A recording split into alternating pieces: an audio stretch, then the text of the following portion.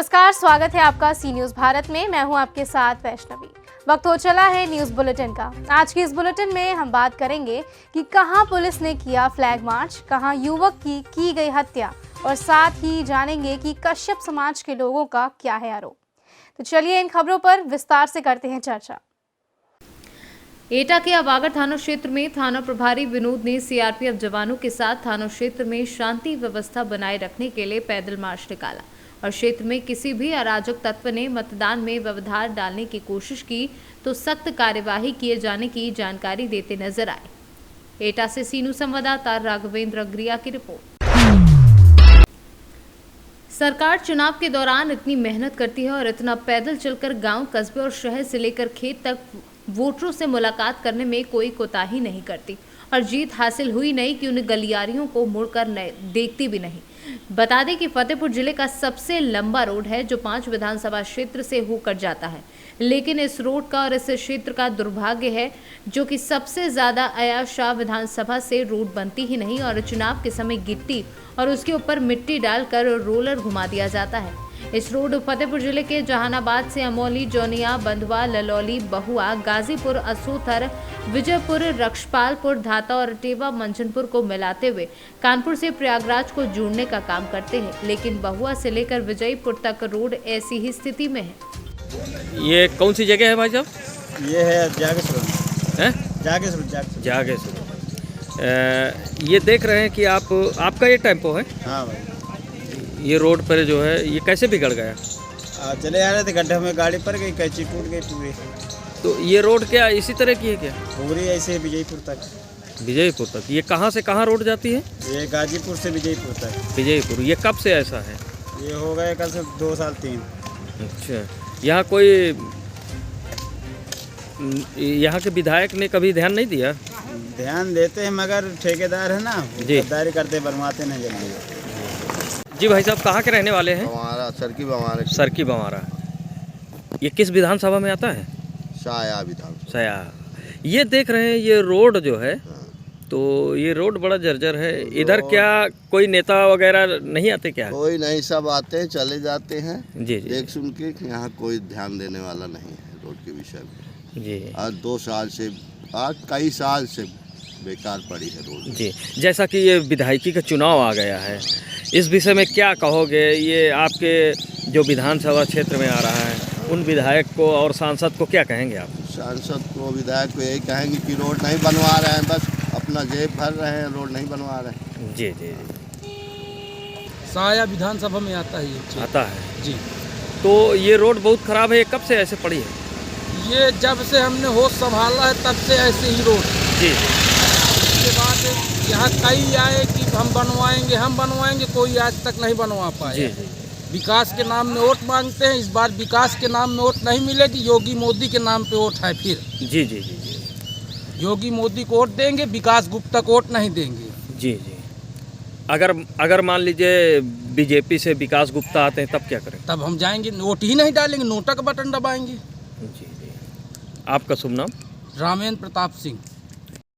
फतेहपुर से सीनू संवाददाता ब्रजेश श्रीवास्तव की रिपोर्ट। थाना कुराव अंतर्गत ग्राम कोसफरा में 2 दिन पूर्व गायब एक 20 वर्षीय युवक अनिल धयकार पुत्र अमर बहादुर की गर्दन कटी गई लाश तालाब के किनारे पुआल में छिपाई हुई मिलने से हड़कंप मच गया है। बता दें कि ग्राम कोसफरा कला में अनिल नामक युवक की हत्या कर दी गई है। उसे 2 दिन से लापता होने पर परिजन खोज रहे थे। ग्रामवासियों द्वारा प्राप्त जानकारी अनुसार मृतक युवक का इसी साल विवाह भी होने वाला था। घटना के आसपास के लोगों की बातों पर यकीन किया जाए तो उसकी हत्या ग्राम के ही स्वजातीय बाबूलाल उर्फ राजन पुत्र रामनाथ धयकार, जो मृतक के रिश्ते में चाचा लगता है, उसके विरुद्ध परिजनों ने केस दर्ज कराने की तहरीर दी है। उसके साथ एक नाबालिग बालक को भी पुलिस ने उठाया है। चर्चा है कि युवक की हत्या आशनाई में की गई है। आरोपी की पत्नी से मृतक के अवैध संबंध की चर्चा आम थी, जिस कारण हत्या हुई है। वहीं पुलिस ने लाश को अपने कब्जे में लेते हुए पोस्टमार्टम के लिए भेज दिया है और गांव में मृतक परिजनों का रो रो कर बुरा हाल है। का मामला बताएं। अनिल के कौन हैं आप? हम चाचा हैं। क्या हुआ था? उनको जो है अमन दारू पिला के 2 आदमी उसको मारे। अमन कौन थे? अरे गाँव वाला भैया। किस गांव का मामला है? कोसफरा के। कितने दिन से गायब थे? आज से 27 तारीख से। आप कौन है? उसका भाई किसके भाई हो? अनिल का। अनिल के भाई हो। उसका बड़ा बेटो दादा का लड़का हूँ। क्या मामला है भाई? इसका मामला सर, पार्टी हुई थी, पार्टी से वो लड़का गायब हो गया। कौन? अनिल। अनिल। हाँ, अमन लिया के गया साथ में, वो घर आया, वो घर नहीं आया, उसको काट के फेंक दिया। कौन काट के फेंक दिए? वही 2 लोग, राजन अमन, बाबूलाल अमन, दोनों लोग काट के उसको फेंक दिया, तालाब में मूड़ दे दिया और उसका शरीर पियरा में तोप दिया। कहाँ पे? वो बखतारा। अच्छा, ये हत्या क्यों की है? हत्या कुछ नहीं दुश्मनी, कोई मामला था? कुछ नहीं मामला। पुरानी रंजिश? हाँ, पुरानी रंजिश किसी प्रकार कुछ की? नहीं सर। वो मेरा बड़का, जैसे बुबा मेरा 5 भाई है, जी। वो मेरा बड़का बुबा का लड़का था। तुम्हारे क्या लगते थे वो? वो मेरा चाचा लगता था। चाचा लगते थे। हाँ, आपका नाम क्या है? अर्जुन। अर्जुन। कहा जा रहा है कौन सा गांव? कोसपरा। कोसपरा कला की कोसपरा? कोसपरा कला। कोसपरा कला। ये कहा जा रहा है ये घटना कैसे हुई है? संध्या शाम के यहाँ से गए वो घरे अपने केहू के लगे बैठा रहा, तो जवन हुआ मन लड़का रहा बोलाए के लई कहे चलू आज वहाँ पार्टी का। जब वहाँ लई गवा तब अब वहाँ ले के गए तो वहाँ 3-4 जने रहे न के रहा मालूम नहीं। अब खाली इन्हें दुबई पकड़ाना है, मेरे भैया के ले गए काट के गाड़ी दिए पियरा में। उसकी लाश कहाँ मिली है? वहाँ बकत के तारा पर पियरा में लाश मिली बाटे और पानी में मुड़ डाले हैं, गुटिया भर पानी में मुड़ बोर दिए हैं। जिसके साथ घटना हुई उसका नाम क्या है? अरे अमन नाम बा, राजन नाम बा। उनके पिताजी का क्या नाम है? हम पिताजी का नाम बता दें, रामनाथ नाम बा भैया। अच्छा, तो घटना का कारण क्या था, कुछ ऐसा? अब कवन कारण का ही दुश्मनी है, दुश्मनी निभा ली है। तो कब से ये मामला चल रहा था?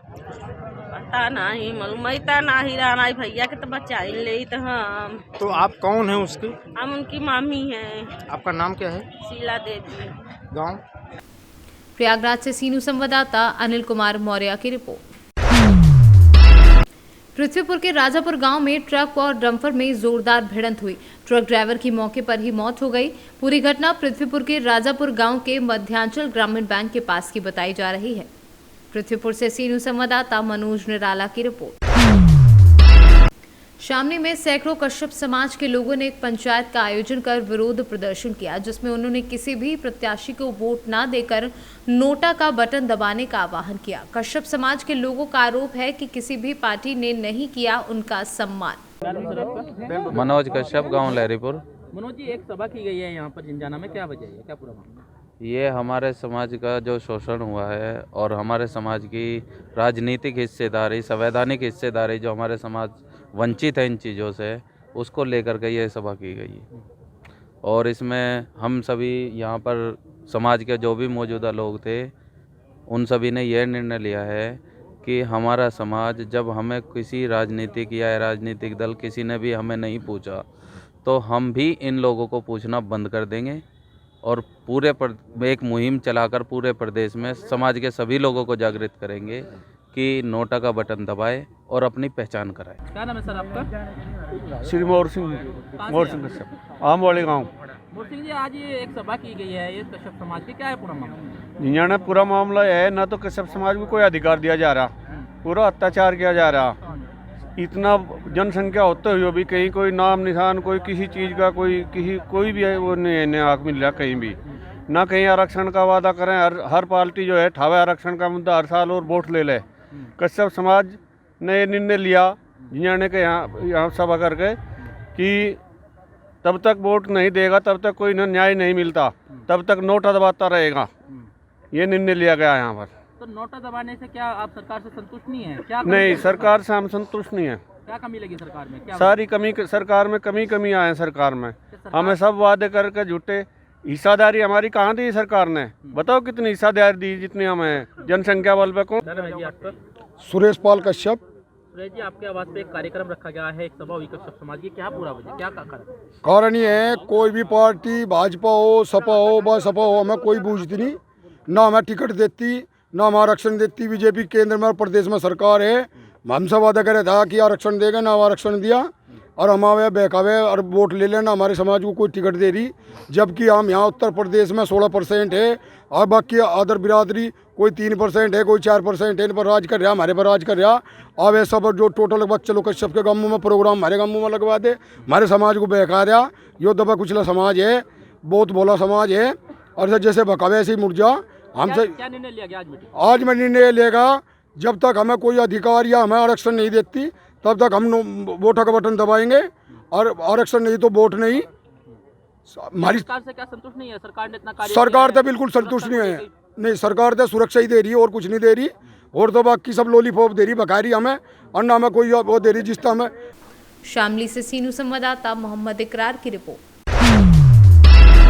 फतेहपुर प्रखंड के मुख्यालय में रविवार को बीआरसी के स्थित टीचर संघ के द्वारा शराबबंदी कानून का पालन कराने के लिए शराबियों को पकड़वाने के आदेश के पत्र को जलाया और आंदोलन की चेतावनी दी। में कौन कौन दारू पीते हैं, कौन कौन दारू बेचते हैं, उनको पकड़ना है। बताइए, हम सभी शिक्षक हैं, हम शिक्षकों का कर्तव्य है बच्चों को पढ़ाना, ये नहीं कि कौन दारू पिया चल रहा है। कहाँ हम लोग पाठशाला छोड़ करके मधुशाला में यहाँ भेजने के लिए सरकार काम कर रही है। तो ये जो तुगलकी फरमान है, इससे हम शिक्षकों को, हमारा जो शैक्षणिक माहौल है वो बर्बाद होने जा रहा है। इसलिए इस तुगलकी फरमान के विरोध में हम अपने प्रदेश के आह्वान पर प्रत्येक प्रखंड मुख्यालय में जो प्रति हम लोगों को दिया गया है उसको जलाने का काम हम लोग कर रहे हैं। और ये जो तुगलकी फरमान है अगर वापस सरकार नहीं लेती है तो हम लोग आगे जोरदार तरीके से पटना को भी घेरने का काम करेंगे।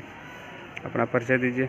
अजय कुमार अकेला, जिला सचिव, बिहार राज्य प्रारंभिक शिक्षक संघ। बिहार से सीनू संवाददाता विकास की रिपोर्ट।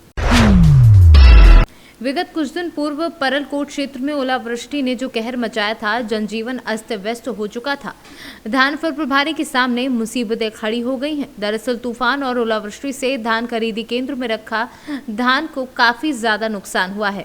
बर्फ के बड़ी बड़ी गोले ने त्रिपाल को छलनी कर दिया है, जिससे पानी अंदर घुसने से धान भी कर अंकुरित होने लगा है, जिसे लेकर धान फल प्रभारी के माथे पे चिंता बढ़ गई है।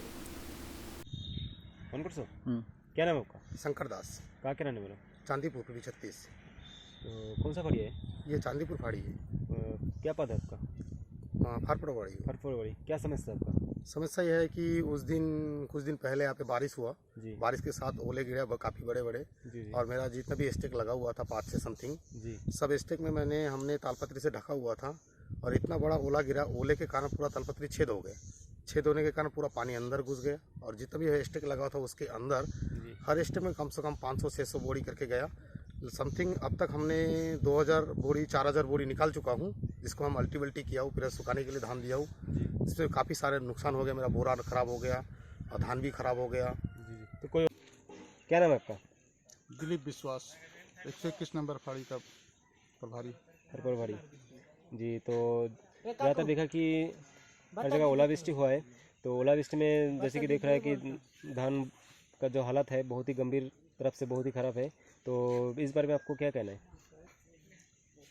हमने तो अब पूरा धान ढाक दिया था, लेकिन फिर भी सीपेज होकर जो धान नष्ट हुआ है, काफ़ी धान नष्ट हो चुका है जी। अभी तक तो कोई ऐसा वो नहीं आया है, तो धान तो बहुत ख़राब हो गया है।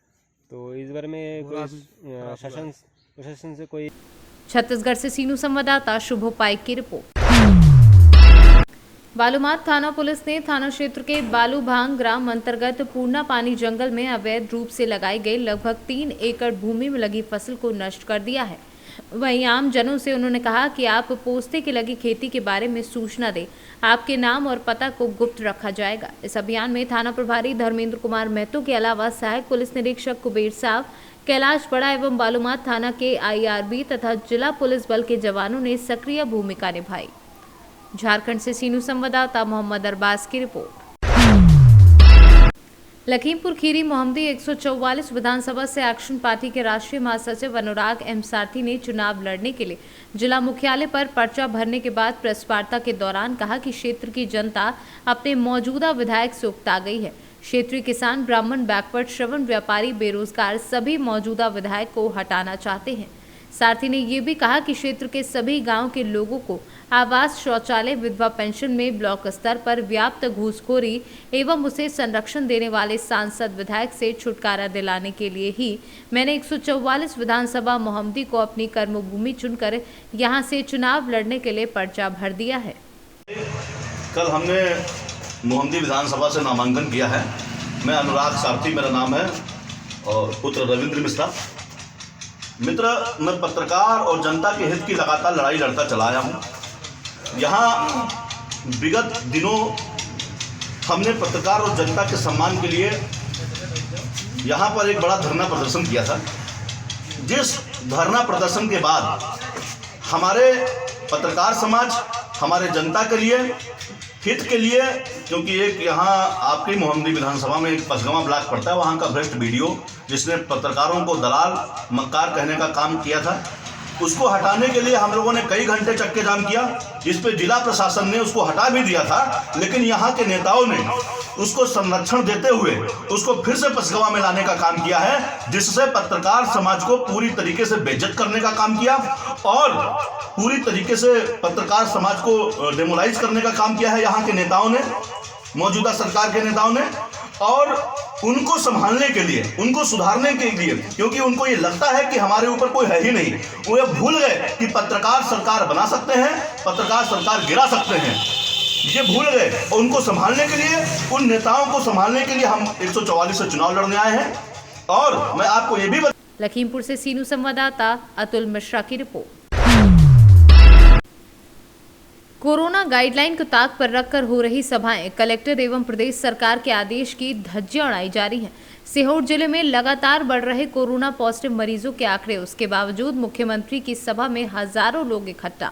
क्या मुख्यमंत्री के कार्यक्रम में नहीं फैलता है कोरोना? इसलिए हजारों की भीड़ में सरकार के शादी विवाह पार्टी में 250 लोग इकट्ठे होने वाले नियम कानून की सीहोर जिले में धज्जियां उड़ रही हैं। मुख्यमंत्री के सम्मान में कोरोना वायरस को भाजपा सरकार न्योता दे रही है। गरीबों चारों तरफ जो बेहतर काम हो सकता है वो करने का हम लोग प्रयास कर रहे हैं। अब एक और आयुष्मान भारत योजना, आयुष्मान कार्ड कौन कौन के बने, हाथ उठाओ जिनके बने आयुष्मान कार्ड। काफी लोगों के बने, काफी बन गए लोगों के। अब वो आयुष्मान कार्ड की जरूरत इसलिए नहीं पड़ती कि जरा कुछ हुआ तो बोल चलो सीएम हाउस। तो इलाज में तो कसर अपन छोड़ ही नहीं रहे, लेकिन फिर भी आयुष्मान कार्ड और बन जाए तो 5 लाख रुपए तक का इलाज प्राइवेट अस्पताल में भी फ्री में हो जाएगा। बीमारी आए तो मामा चिंता की क्या बात का सामना करना पड़े, लेकिन हर कष्ट में लाडली लक्ष्मी बेटियां अपनी एक एक गांव में बड़ी संख्या में लाडली लक्ष्मी बेटियां हैं, उनके कल्याण की योजनाएं अलग है। तो बेटी हो, माताएं हो, भांजे हो, बहनें हो, गरीब हो। अब बचपन में हमारे कई दोस्तों को याद होगा, जैसे अगर आए होंगे, मैं भोपाल से आओ तो हमने गांव के मंदिर पे मीटिंग करी और मीटिंग काहे करी, मेरे दिमाग में आ गई कि सवेरे से लेकर रात तक हरवाए। सीहोर से सीनू संवाददाता चंद्र सिंह बागवान की रिपोर्ट। आज की न्यूज बुलेटिन में बस इतना ही। देश दुनिया की तमाम बड़ी खबरों के लिए बने रहिए सी न्यूज भारत के साथ।